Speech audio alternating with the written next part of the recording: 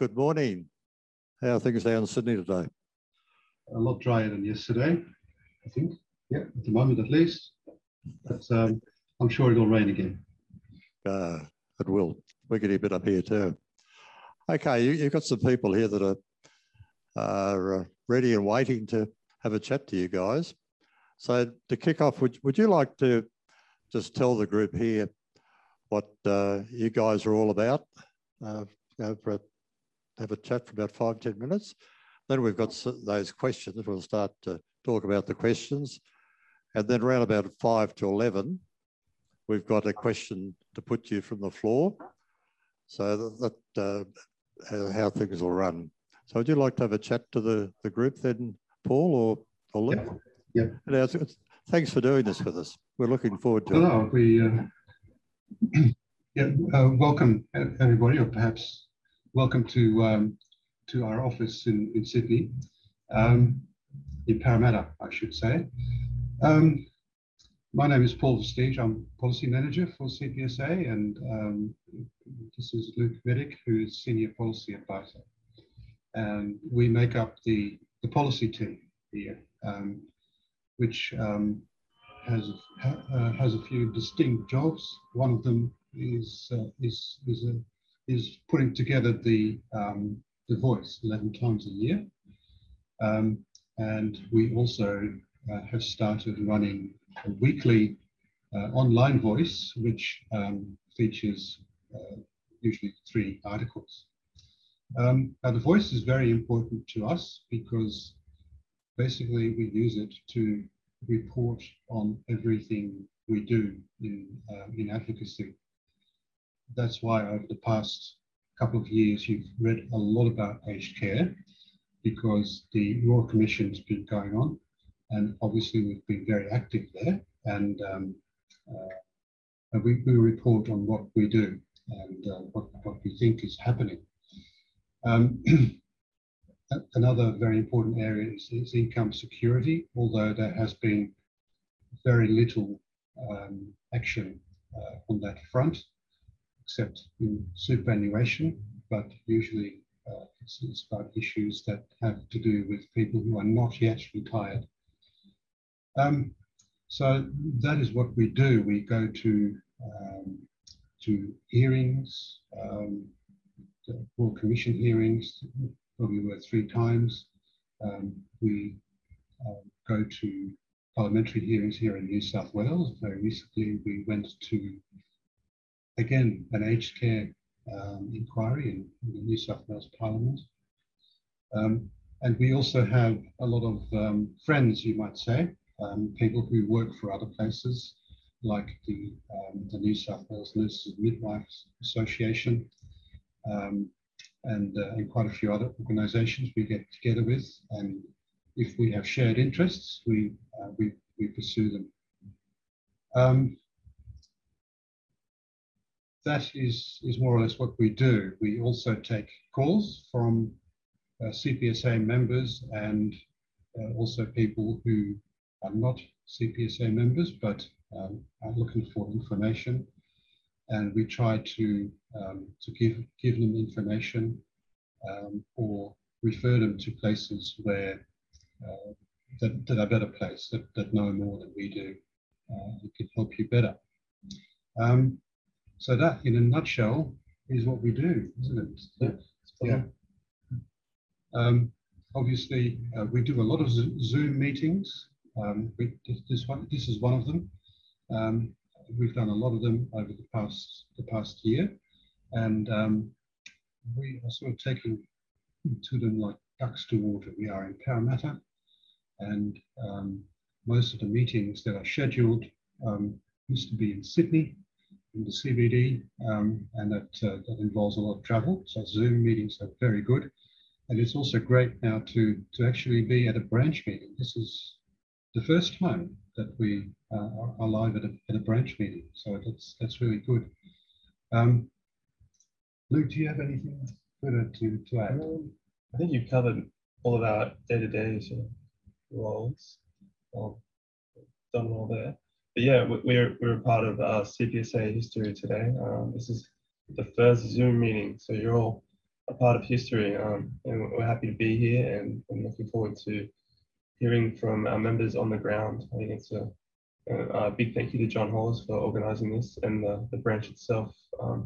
We're really excited to hear from you, and because that really informs our policy. That's what I found very helpful here at CPSA, that we hear from pensioners and retirees, and that's what informs our decisions and our advocacy. So yeah, excited to be here and ready to take some questions, I think. Yeah, we don't want to talk too long. It's important to hear from you. Thanks, fellas.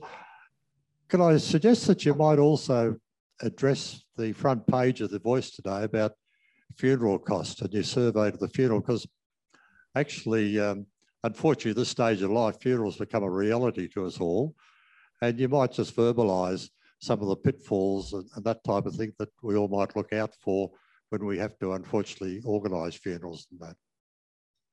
Okay, yeah, funerals has been, for CPSA, has been always been a big issue, a policy issue that we have been involved in. From your point of view, if you have to organise a funeral, the big issue is cost, obviously, and it's at a time that you know, it's never a good time when somebody has passed away to be thinking about costs and those things.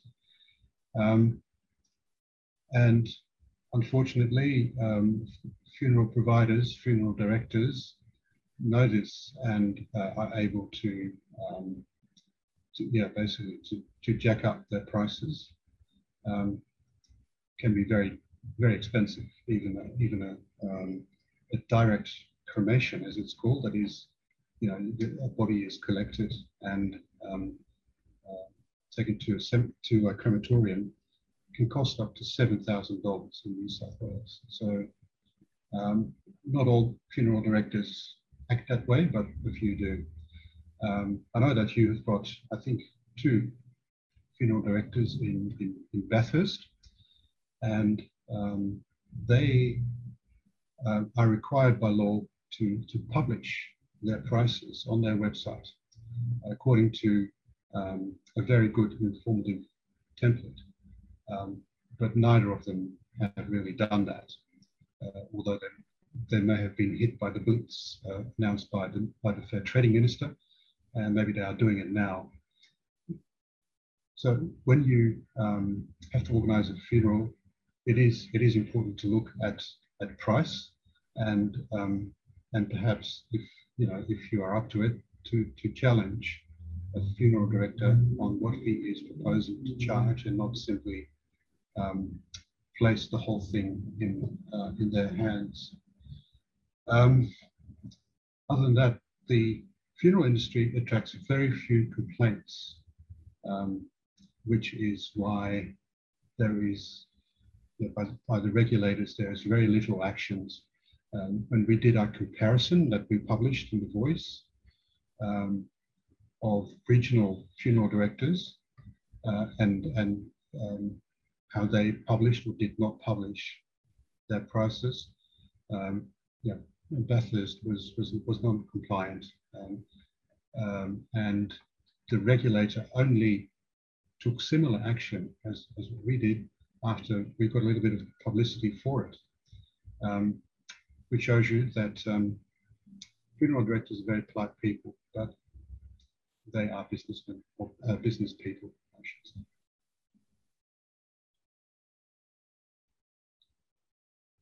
That wraps up my comment, John.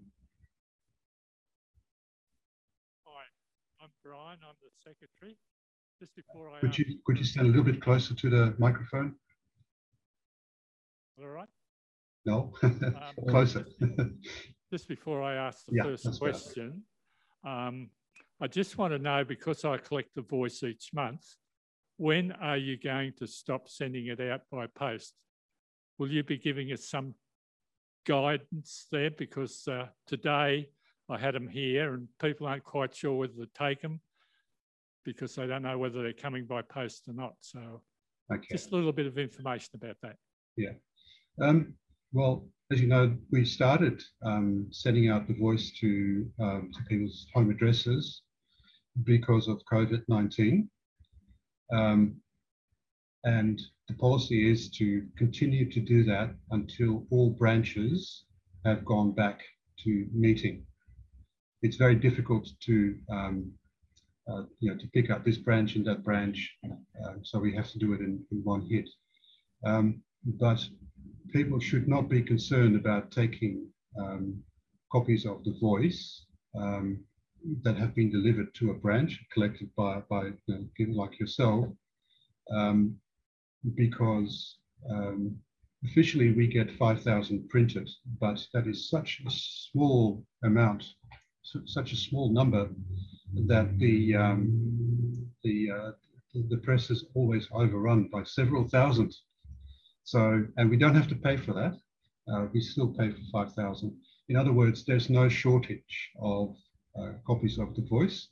And even if the voice gets delivered to your home, if you can get it earlier at the branch meeting, by all means. Thank you. Righto, the first question. Energy poverty. What supports are available?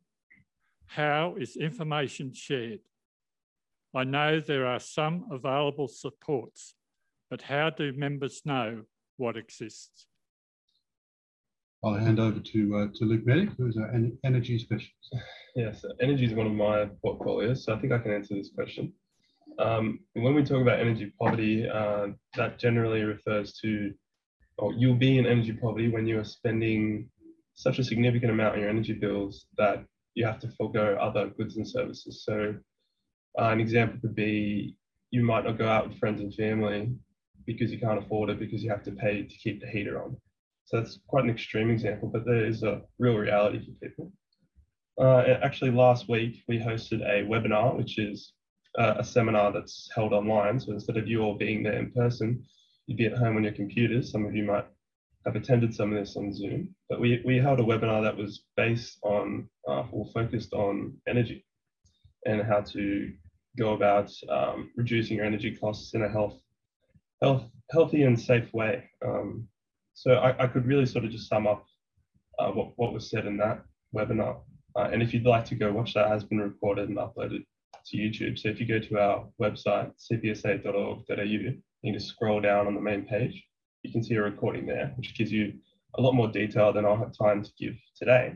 But basically, the start point would be to make sure that you're on a good energy deal.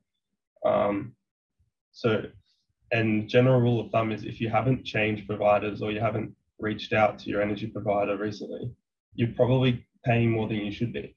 So the way that the energy market works is the onus is on the customer to go and get a better deal. So you have to call up your energy provider and ask if there's better offers on that they're offering at the moment, or you can go online and there's some comparison tools which you can look at. And the quality of energy doesn't change with your plan, but so you could end up paying more for something that you should be paying less for, but getting the same sort of service. So it really starts by, you can start by asking your neighbors or your friends and family, what they're being charged for. Because if someone next door to you is paying hundreds of dollars less a year for energy, there's no reason you shouldn't be. So that can be a good point to start, talking to your friends and family, and then calling up your energy retailer and asking if you can get a better deal. Because if you've been with the same provider for 20 plus years, you're definitely paying more than you should be. And then if you find yourself in a lot of trouble where you can't pay your bills, you can't afford to pay your bills, each energy retailer will have a hardship team. So by law, you are allowed to request a payment plan, and the energy retailer has to set up a way for you to pay off your energy bills. They have to do that before cutting the lights off and restricting your access to energy. So there's that option, and then you can also renegotiate how often you pay your bills. So quarterly bills can be a huge amount of money to pay off in one big hit. So you can actually renegotiate and with your energy provider and ask can I pay monthly maybe? And that might better suit your budget rather than paying that big sum of money 4 times a year. Also, if you're receiving a pension, there's something called centre pay. So that's where your energy retailer will take your money out of your pension before you see it. And then it sort of creates a streamlined revenue flow to them, so you don't feel the shock of a big bill, coming 4 times a year. And then if you have experienced sort of a short-term financial crisis, like maybe you've incurred some expensive medical bills or something, there are what are called Energy Accounts Payment Assistant Vouchers, or EPA vouchers. So these are $50 vouchers that can be given to you if you find you're really struggling to pay the bills. And you can request, you can see if you're eligible for an EPA voucher by calling Service New South Wales or other charitable organisations like Vinnie's and Salvos. They also can distribute these $50 vouchers. And those are sort of the starting points as to ways you can better manage your costs so that you don't end up in energy poverty. And also there are a couple of things there where if you do find you're not able to pay the bills, there's a couple of avenues you can do. But I think what's most important is to address it before it becomes a huge issue. So reach out and contact your provider before you incur a huge debt. There's no shame in doing that at all. And energy retailers would rather that address the issue before it becomes something really big and something difficult to address. So I hope that answered your question. That's all I had to answer. All right, thank you for that. Just before I go on to the next question, there's a lot of information there. Is it possible to get that sent out to us by email? Yeah, for sure. Because we're going to try and get a lot of this into our local paper. Okay. It would be good to get it out to the community and let them know about it. So if it's possible that the questions we asked today and the answers you give, if you could pass that on to us by email, and we can distribute it about, because I think it's a lot for people to take in. Definitely. So much. Yeah, that was a lot of information, and there were presentation slides for the webinar that I mentioned that has all this information, and we can send an email with all of our answers today. Yeah. All right. The second question: reduction in face-to-face services, for example, banking. Some people do not have access to digital technology, costs, skills, afraid of scams. Yeah. This is a frequent complaint, and the closure of bank branches because they're moving their services online disproportionately disadvantages older people, particularly people who have not gone online, and that can be for 2 reasons: either because you can't afford it, or because you don't really have a great overall need for it. The term that's used among policy people for this is the digital divide. Digital refers to computers. The divide, obviously, it's like a big valley or a gorge. And on one side, you have the people who are using computers and devices and what have you. And on the other side, there are people who are not, or only very limited. And it is very important that policymakers take that into account, and they often don't. A good example is that the 4 Dine and Discover New South Wales vouchers that were made available to every person in New South Wales, because the expectation there is that you have a pretty swish, up-to-date mobile phone, smartphone, that can download the app, and there are your vouchers, and you go out and use them. But I even found that, you know, I've got a pretty nice smartphone. I found I couldn't download them because my phone is a couple of years old and it's incompatible.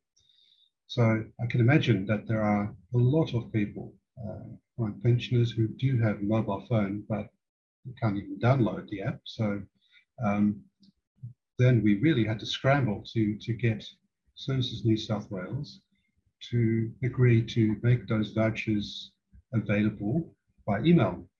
So they send the code out to you, and you can print that out.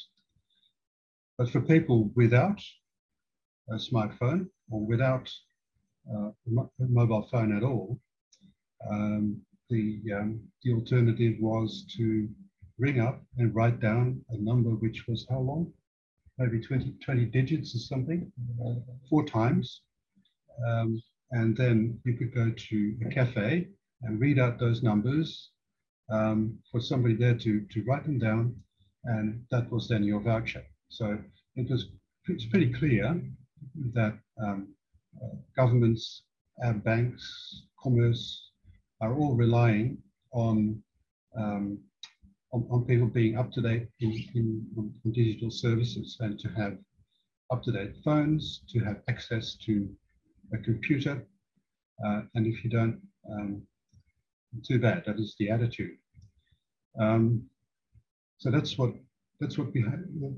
is behind bank closures. It has advantages. I think it's 10 years since I stood in line at a bank, but if you don't have the devices to help you, you are left high and dry, particularly in regional areas where banks tend to close a lot of branches and you've got no alternatives. What the answer is, there probably is no answer. They're just doing it. That is our response. It's not something that can be fixed. It's something that will continue, and all we can do is, you know, I think the latest round of closures is going to be in ANZ, who announced it, or Westpac. All we can do is write to the CEOs of those places and point out what they're doing and how it's disadvantaging a lot of people, particularly older people. But probably we'll get a polite letter back saying, yes, we know, and that'll be it. Yeah, from an advocacy space, it's difficult. I think what we learned from the Banking Royal Commission is that negative press doesn't really affect banks. So if we do, you know, we do come out and say you're negatively affecting all these people and leaving them high and dry, they don't really care, and it doesn't really have an impact at all on their business. Yeah.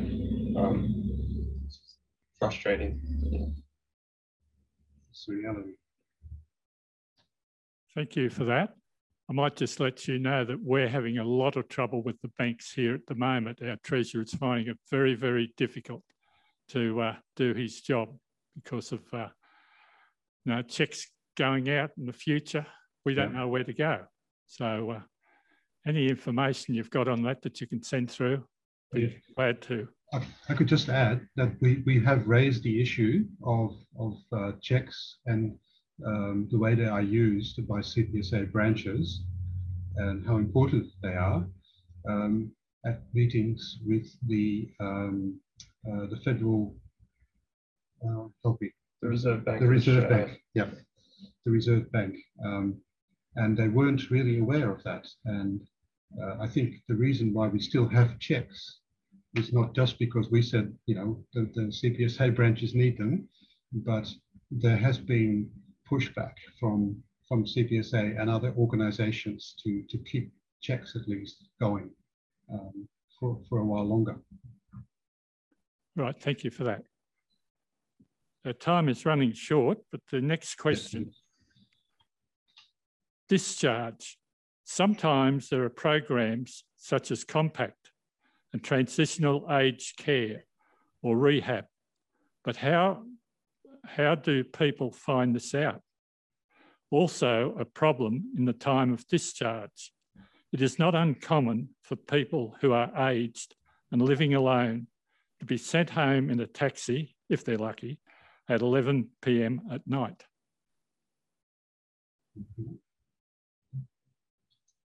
Okay, we are aware of the issue. We have also raised it with the New South Wales Health Minister.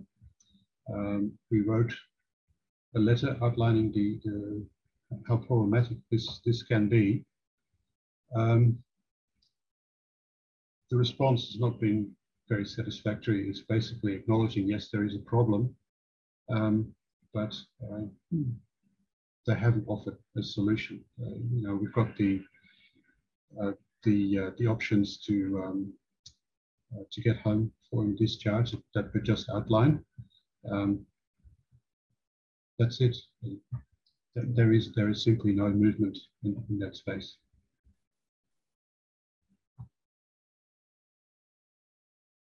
But that's our response. In a couple of minutes, I have a lady who wants to ask a question. So we might be able to just do this fourth one very quickly. Access to services, complicated. How do people know what is on offer, available for them, the eligibility criteria, how to make choices? The difficulty there is that there is a lot of information, a lot of good information, but it is all online. It is very rare that you can get a brochure and that it is explained to you. So people, CPSA members, pensioners who are online, I refer you to the Services New South Wales website. It has literally everything. Failing that, they do have a good call centre, and they also, this is Services New South Wales, which is, you probably have a shop front in Bathurst, and you can also ring them up. They've got a good call centre, or you can go in and have it explained to you. That is the best way if you are confused about what's available to you. And of course, the other source of information is the voice. We do try and include information about new things that become available, like the Dine and Discover voucher, the regional seniors transport card, that type of thing. Excuse me, sorry. But Services New South Wales is where you go, and the number is, it's 137788. That's the Service New South Wales number. Yeah, that's the one-stop shop now for concessions and all your sort of discounts that you may be eligible for, at least at a New South Wales standpoint. Yeah. Yep. Yes. Yeah, now going to ask Rosemary a question. Okay.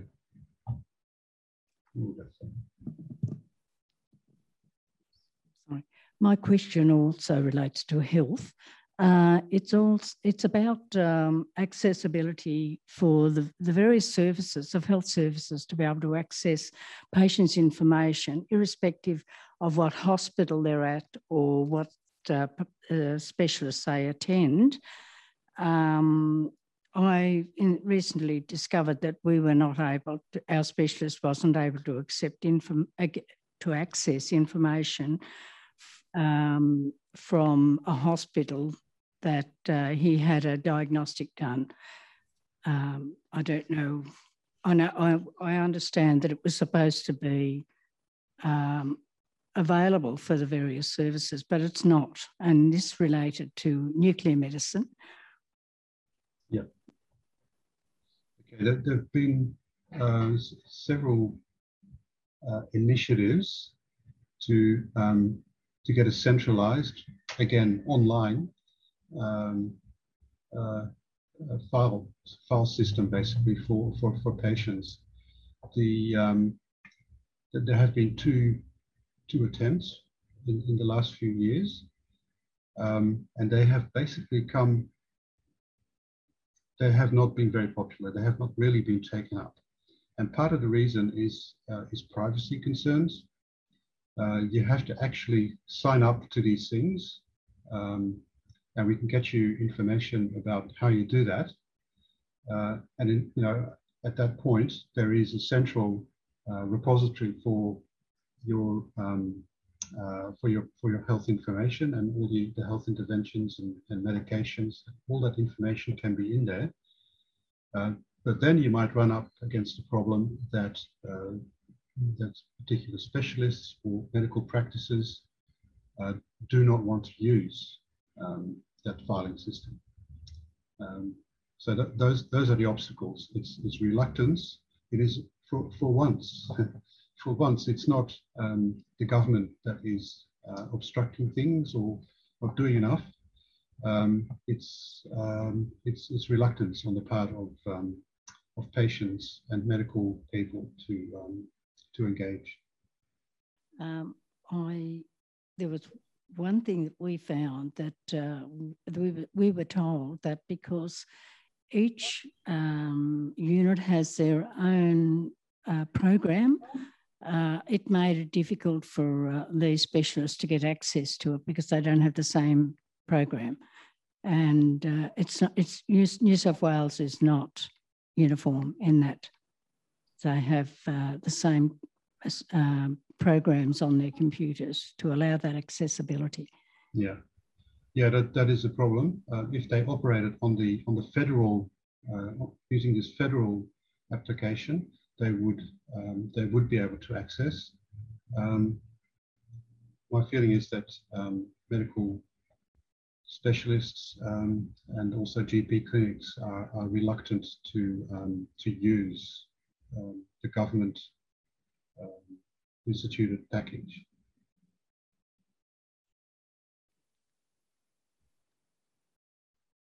President has asked for the final question.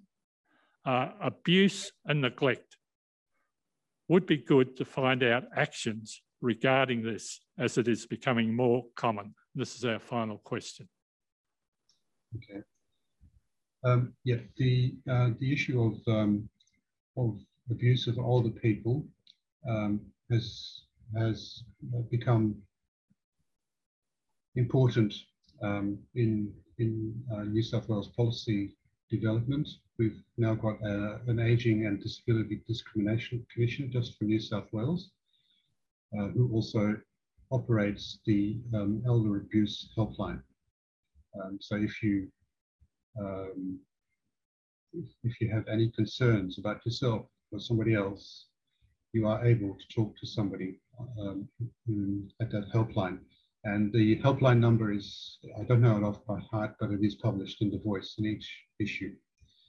So the new New South Wales Ageing and Disability Commissioner has been there for just over a year, which is a fairly short period for an agency to be operating, so you can't expect too much. They have invited us to become a member of their, what they call roundtable, and we expect to go there later this month. Apart from that, there have been numerous inquiries at federal level into elder abuse, and financial elder abuse is the psychological one. Elder abuse are the main ones, and often they go together. We are also involved in the campaign to make powers of attorney uniform across Australia, and also to define very closely what is in it and keep a register of powers of attorney so that things can be watched more closely, so to prevent financial abuse, obviously. Those are the things that are being done. What makes action in this area so difficult is that a lot of abuse is not reported, and this is also common in domestic violence and domestic abuse. People are scared to report because they think that things will get worse, and sometimes they do. We've seen a recent case in domestic violence where a woman had complained consistently and loudly, and it actually contributed to her death. So it is a very difficult area for that reason. It is hidden. You can't see it. It is not a matter of sending out more police. It really depends on the reporting.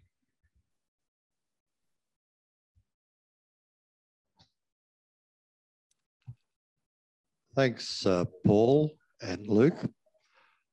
We're getting close to the end of our meeting time. So what I'd like to do is to really thank you both for this participation. And also there's a thank you to the Bathurst Memorial Entertainment Centre staff particularly, who have been very, very cooperative with us and have made this all happen from this end. And we're very appreciative of that, as we are appreciative for you two for taking the time to answer our questions. And I can see that this has been quite a successful communication with you, that maybe it's going to open up possibilities of similar type communications a couple of times a year with you, just to share anything that might come up that's important to share out with the branches. It might even open up the possibility of Zoom meetings with other branches also. But who knows? It's going to require a little bit of thought and that type of thing. But it's still, I feel this has been very successful. Yeah, no, it's been good, John. And can I just say that a lot of the time people, talk about head office this and head office that. We are so interested in what you have to say. Please ring us if you have issues and you want to talk about things. We really appreciate your calls, and we've appreciated today, and we'd like to do that again. Yeah, I've always felt actually over the years, Paul, that there's been no connection between the branch and head office other than just through the president or through that paper communication or email communication or anything like that. And I feel that with the technologies we have today, that there's an opportunity to utilise them more and to the benefit of the organisation and the members particularly. So anyhow, that's something that can be discussed amongst Bob J and Lee and Megan and that type of thing. So there's room for conversations down the track, isn't there? There is, and but if you're a CPSA member, certainly here at Policy, we're here. You know the number. Give us a call. Okay, so look, we'll wind it up there. And look, I'd just like the members to put their hands together and thank Paul and Luke. And well, we might do likewise to you. Thank you. So we'll catch up down the track. So we'll sign off from there. And thank you. So there's no other questions for any of the members? Yes, Andrew. We have a late starter here. That's all right. Andrew Pryor, and I'm known to head office, and I think I'm deputy president here. On the subject of powers of attorney and the likes of that, in your answer a minute ago, you talked about a register, and it seems to me that if you do a power of attorney or a guardianship or anything else, and then you do a second one a year later, there is no guarantee that the first one is acted or the second one is acted. There seems to be no energy within the community to cancel out the first one. So pursuing a register of the most recent document seems to be a good move. It's an observation, not a question. Yeah, it's this is something that everyone agrees on. Banks agree on it. As you can imagine, banks, yes, they are closing branches, but they do have a softer side as well, and that they are active in trying to spot financial abuse of older people, and they have protocols for that, and they also support a national register for powers of attorney. Very important that it's national, because we could have somebody, a child that has power of attorney, lives in Queensland, but that the person for whom the power of attorney is lives in New South Wales. It's very important, this national register, and there's actually things happening to make that happen. All the states and territories agree. Thank you. With that, we'll sign off, and we'll all catch up together again later on down the track. We're going to grab a cup of coffee as well.